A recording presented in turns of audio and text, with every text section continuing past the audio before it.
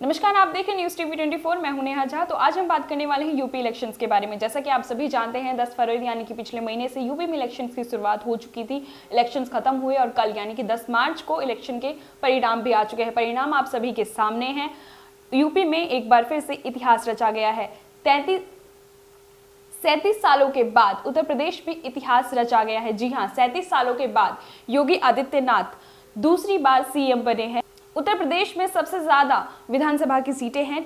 उत्तर प्रदेश में बीजेपी को 403 में से कुल 274 सीटें मिली हैं। यूपी में भगवा लहरा रहा है और लोग बहुत ही खुश हैं भगवा के आने से। उनका कहना है कि यूपी में योगी आदित्यनाथ के आने के बाद विपक्षी दलों के नकारात्मक मंसूबों पर बुलडोजर चला दिया जाएगा। जैसा कि योगी आदित्यनाथ ने कल कहा भी है कि जितनी भी लैंड माफिया हैं, जितने भी यहाँ पर असामाजिक कार्य होते हैं जो लोगों के हितों में नहीं हैं, उन सभी की छुट्टी कर दी जाएगी। बाकी जो विपक्षी दल हैं, जैसा कि आप जानते ही हैं विपक्षी दल कौन कौन है, अपनी हार को बर्दाश्त नहीं कर पा रहे हैं, पचा नहीं पा रहे हैं कि हार गए हैं वो।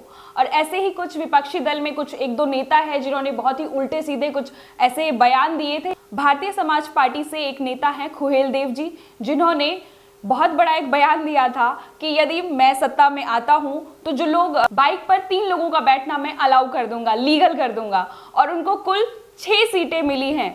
तो खुहेल देव अब अपनी पार्टी को 2 बाइक पर बिठाकर पूरा यूपी घूम सकते हैं।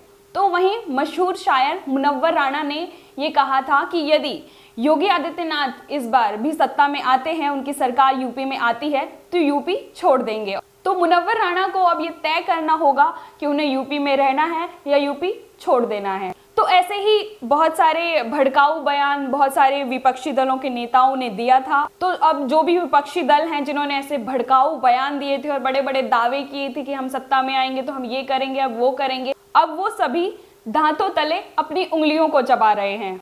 और वहीं बात करें पंजाब की, तो पंजाब में आम आदमी पार्टी ने, केजरीवाल ने झाड़ू से सभी विपक्षी दलों को साफ कर दिया। तो वहीं उत्तराखंड में भी बीजेपी ने अपना परचम लहराया। उसके अलावा गोवा में भी भगवा लहरा रहा है। तो वहीं मणिपुर में भी कमल ही खिला है। यानी कि 4 राज्यों में तो यानी कि 4 राज्यों में 5 में से 4 राज्यों में भगवा लहरा रहा है और पंजाब में आम आदमी पार्टी ने अपना पंजा फैला दिया है।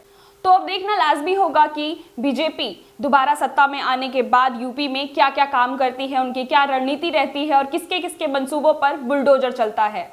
तो आज अगर यूपी में किसी की जीत हुई है, बीजेपी के साथ साथ विकास की जीत हुई है, राम मंदिर की जीत हुई है। जो भी विपक्षी दल के नेता हैं जो धर्म और जाति के नाम पर लोगों को बांट देते हैं और उस पर अपनी राजनीति खेलते हैं, अपनी रोटियां सेकते हैं, लोगों की मजबूरियों का फायदा उठाते हैं और लोगों को केवल आश्वासन से ही अपना पेट भरना पड़ता है।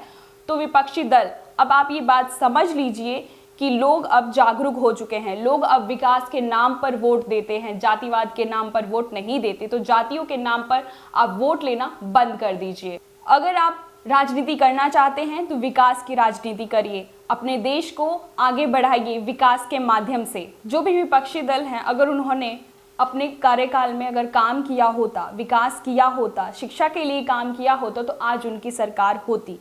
लेकिन उन्होंने ऐसा नहीं किया, केवल लोगों को आश्वासन दिए, बड़े बड़े दावे किए और काम नहीं किया। तो आज इसीलिए आज यहाँ पर यूपी में अगर किसी की सरकार है तो विकास की सरकार है जो बीजेपी ने किया है। ऐसी ही तमाम बड़ी खबरों के लिए देखते रहिए न्यूज़ टीवी 24 को और चैनल को सब्सक्राइब कर दीजिएगा और बेल आइकन जरूर दबाइएगा। धन्यवाद।